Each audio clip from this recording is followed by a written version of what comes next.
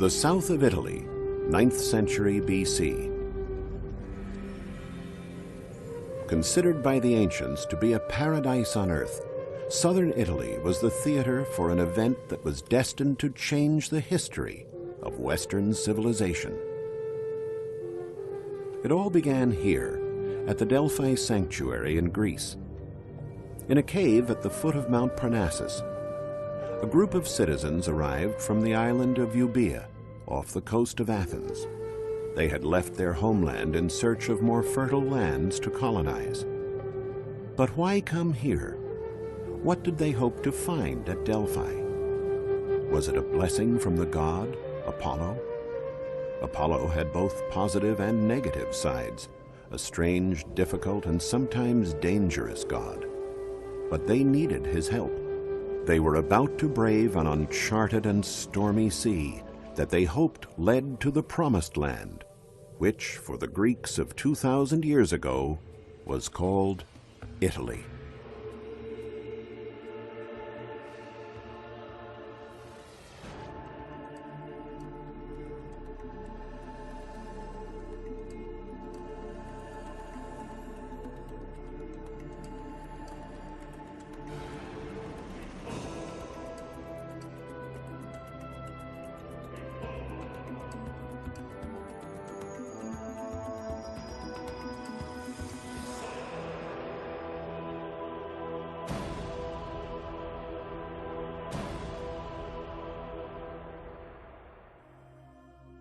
For more than 1,000 years, millions of people traveled to Delphi to seek answers from the oracle of Apollo. His advice was especially sought by colonists setting off to discover new lands. First, there were the uncharted and perhaps dangerous waters that they intended to cross. And second was simply the religious and spiritual importance of the sanctuary at Delphi at that time. Standing almost 2,000 feet above the sea, between the Gulf of Corinth and Mount Parnassus, Delphi was the Greek or Hellenic world's most famous sanctuary. Some of the greatest masterpieces of Greek art were concentrated around the temple. Today, all that is left of the statues that once adorned the sanctuary are their bases. They were colossal sculptures made of very expensive materials, and there were thousands of them. The sight of them heightened the pilgrims' expectations. There was the bronze bull, donated by the inhabitants of the island of Corfu in 480 BC. This was in honor of a bull who dove into the sea, leading fishermen to a great catch of tuna.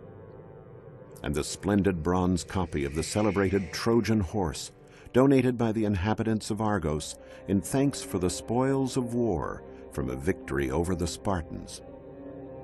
But the centerpiece of the sanctuary was the Temple of Apollo, the god that oversees all beginnings, the protector of order and harmony. For those who made the pilgrimage to Delphi in search of answers, the temple was an impressive sight. It had 6 columns made of tuff along its front and 15 on each side. The frontons were faced with marble. In the pronaos, or portico in front of the cella, famous maxims were inscribed on the columns such as, "All things in moderation," and "Know thyself," phrases which capture the deepest essence of Greek wisdom. But it was the words of Apollo, transmitted through his oracle, that resonated most deeply with the Greeks. The oracle's predictions were transmitted through the frenzied words of an old priestess who interpreted the answers of the god. In a cave, the faithful awaited the response from the priestess, who, in a state of trance, recited prophetic words regarding the route to follow and where they should land. By following these directions, and probably those of sailors as well, the first Greeks reached the shores of the island of Ischia in the Gulf of Naples about 2,800 years ago. This marked the beginning of the Greek colonization of southern Italy, a vast territory given the name of Magna Graecia, which in Latin means Great Greece. But what was Magna Graecia? Basically, a group of polis, or city-states, whose wealth and power would soon exceed that of the Greek cities of the motherland. For the Greek settlers, used to the searing sun, aridness, and mountains of their homeland, Italy was a true paradise on earth, with its mild climate, abundant watercourses, and fertile plains. From the first cities sprang more. The inhabitants of Sybaris, founded by Peloponnesian Greeks, built Poseidonia, now Paestum. The people of Cumae, originally founded by Greeks from the island of Euboea, created Parthenope, which was to become the Athens of the West and is now known as Naples. Many of the residents of Naples are thus of Greek origin, direct descendants of those early settlers from Euboea.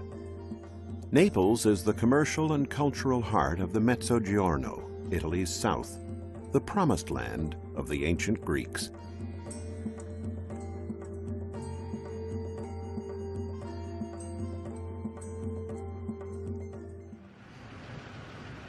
Excavations for the new subway line through the center of Naples have turned out to be a window on the city's past.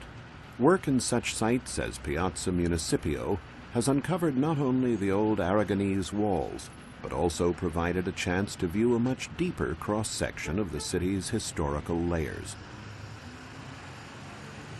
Archaeologists from the Naples Monuments and Fine Arts Service have found numerous objects of Greek origin, such as the small fragment of an Attica vase dating back to the 4th century BC, decorated with the figure of an owl.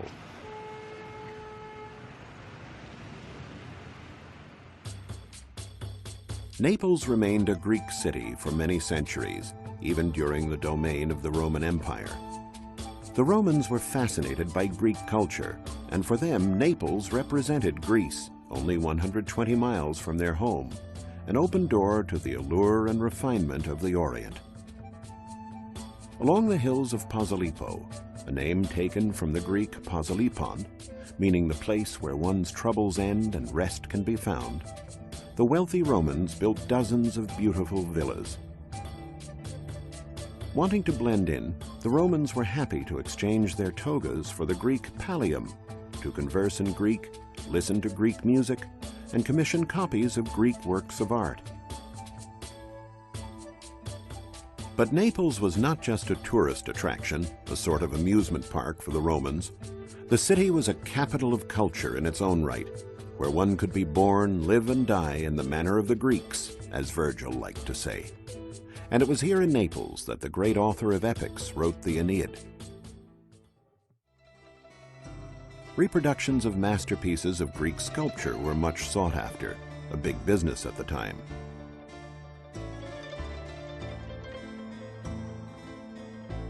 Thousands of masterpieces from the Parthenopean school flooded the world, a veritable legacy of Greek art.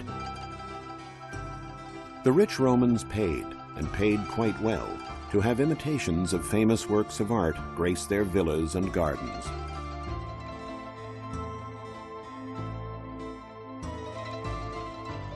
Another aspect of Greek culture the Romans appreciated was theater. To stand on the stage of the Naples Theater was the dream of every artist, the consecration of a life, a yardstick of success.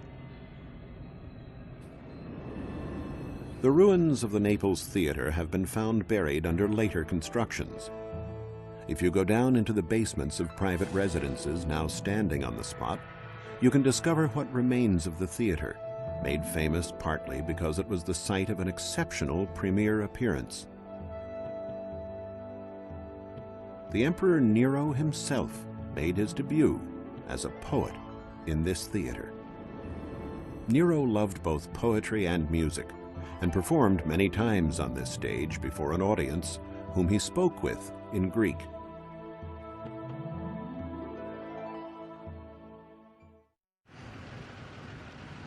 Not far from the theater is a section of Naples named for the Virgins.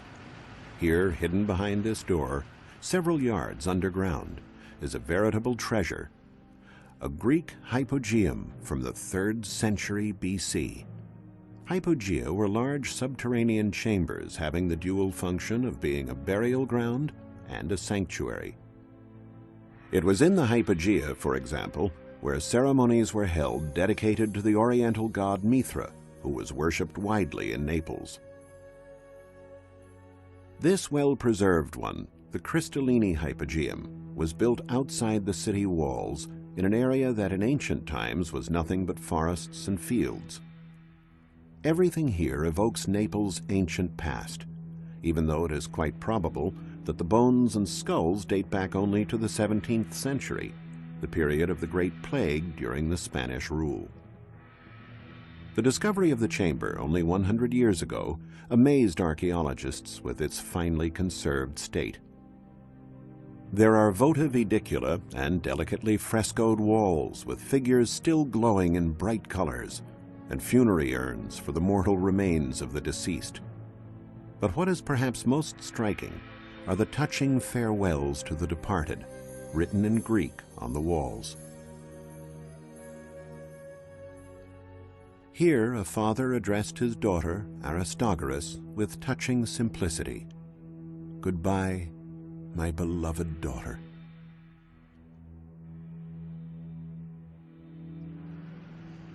In the central part of the city is the spacious Agora. This plaza was the center of the social life of the city and the site of its market. It is incredible, but shops like these under the arcades have been here for over 2,000 years. And it is amazing to note that these narrow streets all have the same width, about 10 feet, and are spaced at regular intervals of 115 feet. The explanation given by archaeologists is that the modern-day streets still follow more or less exactly the Greek streets that were laid out when the city was founded 2,500 years ago.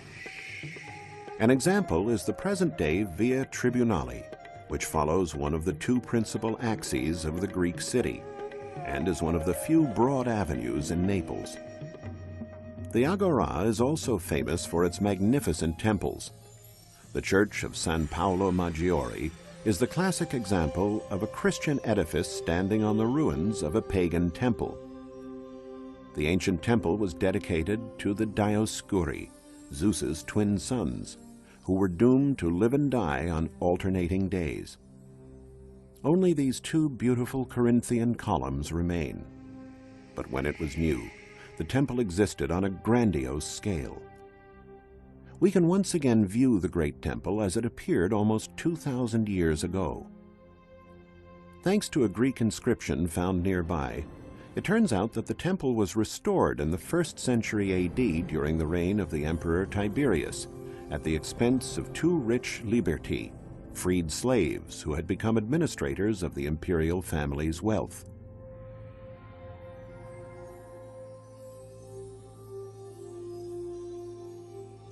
Through recent studies that established the ancient route of the perimeter walls, archaeologists now have a view of the entire ancient city of Naples. The city is of modest size, but completely encircled by a mighty defensive system of walls and turrets, fortifications that stood up to Hannibal and his elephants during the Second Punic War. Yes, even Hannibal paid a visit to Naples. From the top of the walls, you could have witnessed the dramatic events recounted by the Roman historian Titus Livy that took place in the area near the present-day Piazza Dante in the heart of Naples. Livy wrote, "The cavalry of the Neapolitan army succeeded with rapid sorties to sow confusion in the enemy ranks, and thus forced Hannibal to abandon his siege." Walking through the streets of modern-day Naples, you can see traces in the features and gazes of the Neapolitans of the incredible mix of races that marked this corner of the Magna Graecia during the Hellenic and Roman period.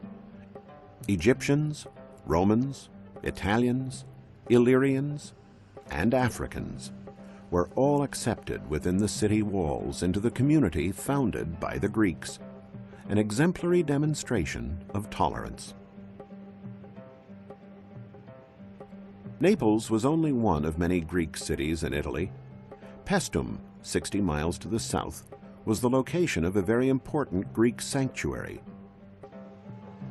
We don't know exactly when Paestum was founded, but it certainly dates back to at least 600 years before the birth of Christ and was founded by settlers from Sybaris, another city of Magna Graecia.